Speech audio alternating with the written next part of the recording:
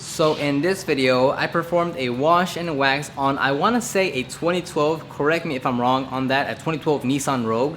So I'm going to show you, because I was going to show you guys what it's like to actually be out there in the field, especially for those that are just starting and you're kind of nervous on what to do. That's kind of annoying.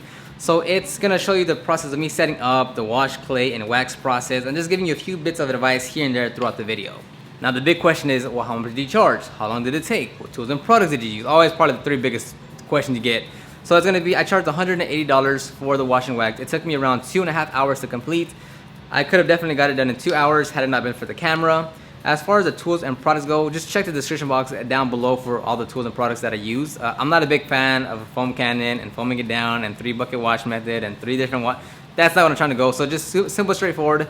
Check the description box down below. I am part of the Amazon affiliate program, so I have the link down below on just the super simple basic tools that I use to get the job done. You don't need to spend, if you're starting off, you don't need, whether it's hobby or business, you don't need to spend that much money just to get started. And this is actually the third time I want to say I've serviced this customer. First time was like a year-ish and a half ago for a full interior cleaning, a lot of pet hair, and a basic wash. Second time, I don't know. The third time was just recently, which is just the wash and wax. So, and if you want to stay to the end of the video, I have just an after of the second vehicle that I serviced that day. So just a few of the afters if you're just interested. Other than that, let's go ahead and get started with the video.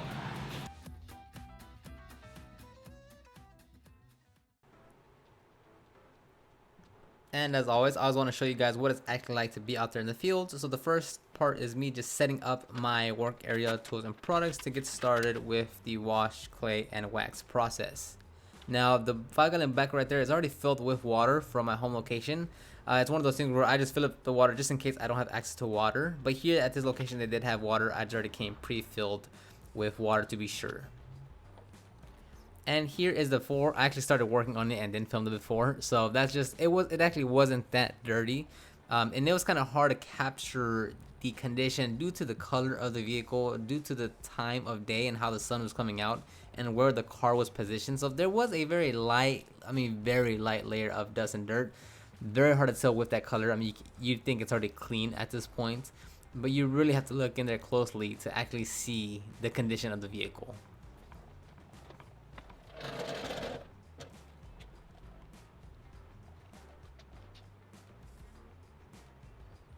That glare, sun, positioning, you just couldn't really tell much of the condition. And here, this is the third time I serviced this vehicle now, and these love bugs have been there since the first day that I serviced the vehicle.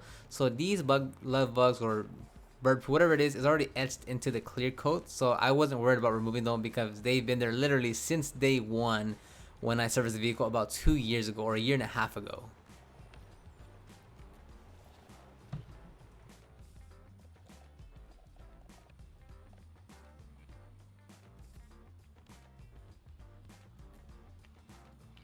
Getting back into the swing of things, I'm always going to start from the top of the vehicle and work up my way down. So I'm washing the upper part, the first part of the half of the hood, half the windshield. Then I'm getting my clay mitt from Nanoskin Clay. It's a Nanoskin clay mitt, and I'm going to immediately clay the part I just washed and then dry that specific that area that I just clayed. So I'm doing 2 steps in one. I'm not washing it, drying it, then spraying clay lubricant, claying it, then drying it. I'm simply washing it, claying it, and drawing it in one go. Primarily, 1, it's not that dirty. 2, the hood and the windshield always gets the hottest the quickest since it's the most elevated area. So I want to get that done before the heat really starts heating up the surface area. And then I switch on over to the next side, repeat the process, wash, clay. But in this case, since it's the windshield and I know there's love bugs, I actually touch up the windshield with a bug sponge. But that's after I clay the material, after I clay the surface.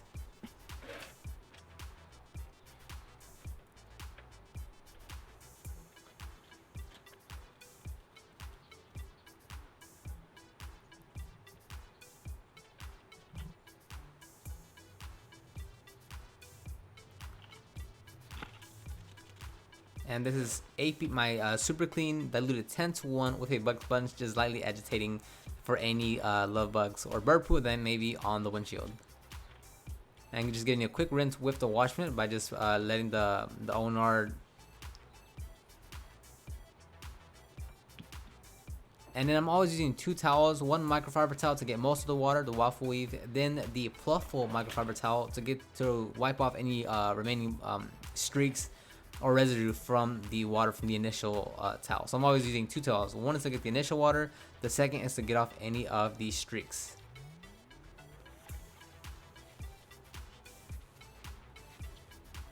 And once I do the roof and the windshield, it's pretty easy after that. I don't need the step ladder anymore. So it's just me working the side areas, the front hood and the back cargo area. And it becomes very easy and simple after that. And especially because this vehicle didn't have that much above surface contaminants, so it didn't really involve much claying. So it was just a quick pass over the entire vehicle to make sure it's, you know, it's a clean surface to apply the wax, and I was good to go.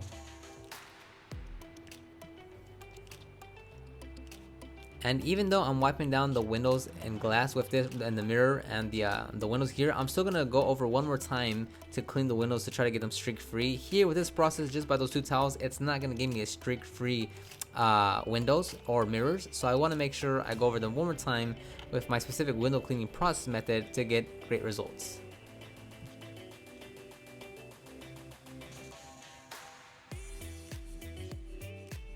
Now I'm using my super clean 10-to-1. I know the bugs aren't going to come off, I'm not worried about them, but just in case there's some loose ones that just got there, I'll go ahead and give it a quick agitation with the bug sponge, rinse it down, clay, and then I'm good to go. And here I'm actually just using a microfiber towel to wipe down all the trim around the vehicle. I didn't use my wash mat as I was washing it because it's kind of like an unnecessary part to clean because it's just trim, so it's easy just to get a microfiber towel. It's gonna be really dirty and just wipe that down instead of getting my wash mat completely dirty.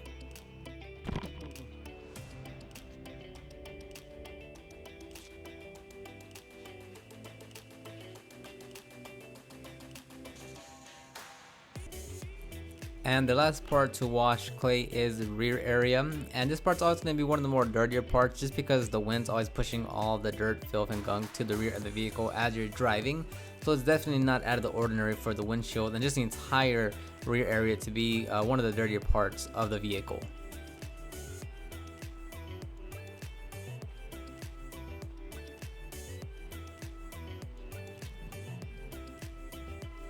Now just make sure you're actually checking yourself on the license plate area. A lot of dirt always gets stuck and you won't actually find that until the end once you dry everything.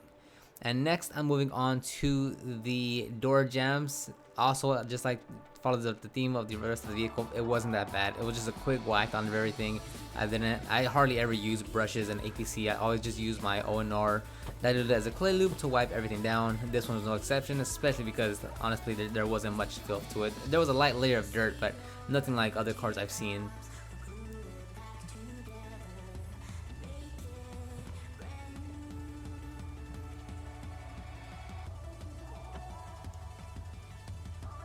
And this is a very often forgotten area, is the actual the door jambs in the rear cargo area. So always make sure you're opening it up and touching those up. And again, those will typically be one of the more heavier areas on those door jambs, but in this case, they actually weren't that bad either.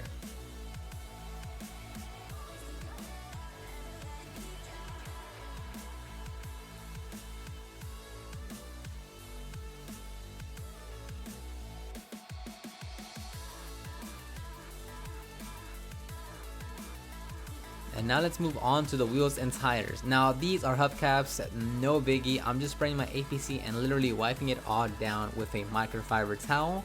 I didn't bring out a hose. I'm not using 4 different brushes. It's completely unnecessary to bring out more tools and products for just some hubcaps. So I'm literally just gonna wipe them down because that's literally all that's needed. And I don't think I captured the tire cleaning process, but I literally just sprayed APC on the tires and wiped it down with a towel because me just look at the tire and they don't need it. So this is the rear left side wheel and tire setup. Same process, just spraying my APC and wiping it down with a towel. Sprayed the tires down, wiped them down, sprayed the fenders down and wiped them down with a towel. But I just captured the wheel process since that's all I captured.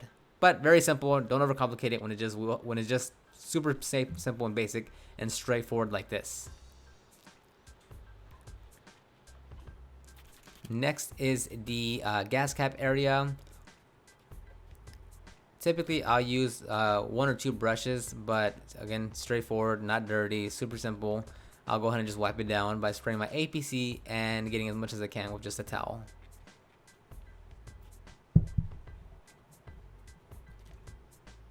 Now, do be careful when you're handling the gas cap, because I mean, some I've worked on some that they were just so loose and so brittle just because of like how they open it or just the age. So don't just go in there and just pulling it left and right and closing and opening it without without being careful of just how is it still attached on there securely, or is it one good little swing gonna detach it and then you're held responsible for damaging it or whatnot. So just be careful when you're dealing with the gas cap.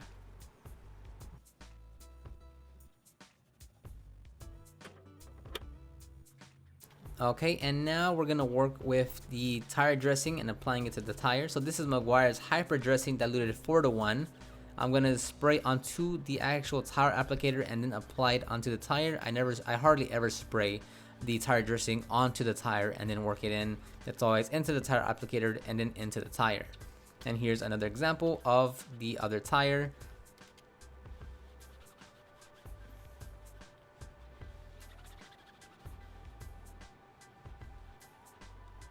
And once I'm done with the tire dressing, I will go over the wheels one more time just to wipe down any tire residue that may have gone from the tire onto the wheel, just to make sure I don't leave any any mistakes on the wheels from applying the tire dressing.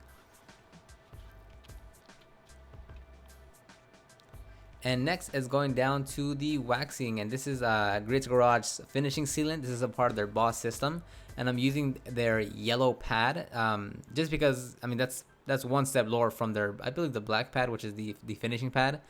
So I'm using the Grid's Garage 6-inch polisher, which is like their not their super expensive Boss system long throw polisher. It's just I think it's like 150 bucks now.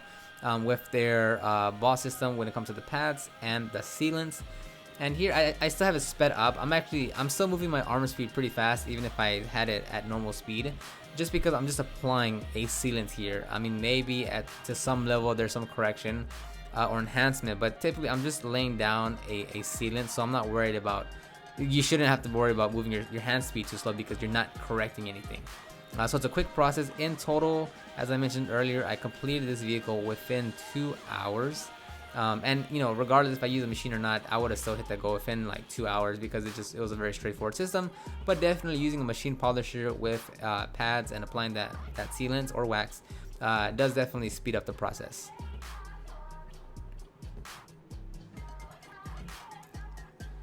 And as far as towels, I'll probably go through 2 or 3 towels. I'm not that crazy person that uses a different towel for every single panel. So that's 2 or 3 towels to remove all the sealant from the paint. And just like when I'm washing and claying, once I get the roof done, it's pretty straightforward after that because I don't have to use a step ladder anymore. It's just me on my hands and knees working the side areas. Now, if there's clear bra or trim, always keep the polisher, the pad, or your wax applicator pad, however you're applying the wax or sealant, at least an inch away from the trim or the clear bra or anywhere where the wax might get caught in. That way, instead of you're gonna cover like 80-85% of all the painted surfaces in the sealant, but just to kind of not cause yourself more work, either do it by hand after you're done or just stay an inch away from the edges, from the trim, from the clear bra. That way you don't get sealant stuck into those tight areas. And the towels I'm using here are actually from the Kirkland signature towels. I believe you can get them at Costco or Sam's or both, I don't know. I ordered those online, and personally, to me, I mean, I know a lot of people say that you need to be using the most expensive, high quality, Korean made yada yada towels, but these, I believe they're like 26-29 bucks for 30 towels. And I use them primarily a lot for the interior, but I also reserve some for the paint. And in this situation, I mean, honestly, they get the job done.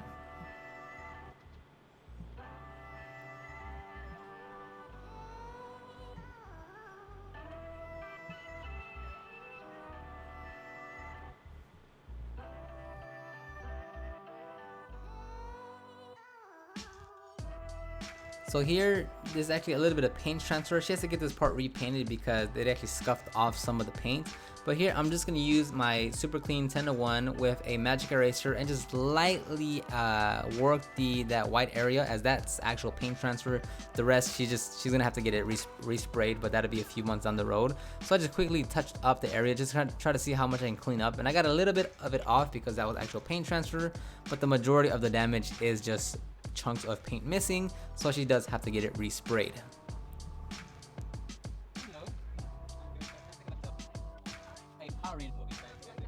All in all, the car is complete, and here are the after footages that I got.